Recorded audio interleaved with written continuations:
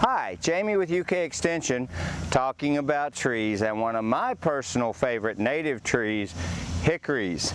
This is a small hickory tree.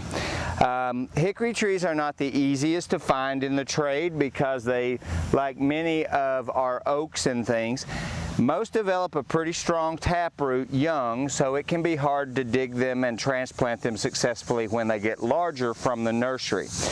But hickories grow wild all over the state. They are really nice. There's a few obscure species or lesser known species that do like moist conditions. Most hickories are going to be found in upland ridges and drier conditions, so they can be good choices for those kind of dry street lawn situations if you can handle some of the other attributes. The mature size on hickories, easily well over 100 feet.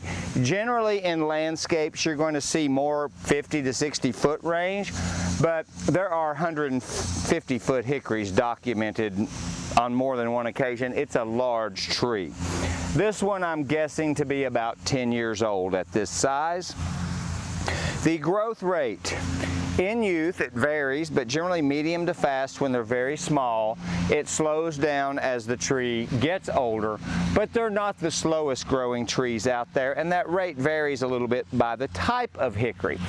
Fall color can usually be, it's not 100% every year, but generally I get a really nice deep golden, kind of brown gold color. Hickories color late, and my woodlands and hillsides are just covered in this beautiful color that contrasts with some of the oaks. The fruit on hickory, let's see here if I can find one. I believe there's one in here somewhere. Yeah, here we go. This may deter some people from planting hickory. These are the fruits. This is the hickory nut. These are young. They get much larger. This green husk around the nut will split off and fall, and you get really hard to crack little nuts. Hickories are the same family as pecans, so pecan is also in this genus. Hickory nuts are extremely tasty, but as a Kentucky native child who grew up cracking and eating them, you will earn every tiny little bite because they're very hard to extract from those shells. So, as a street tree or in a lawn, those nuts and the dropping of these leaves, I wanted you to clearly see this is one single hickory leaf.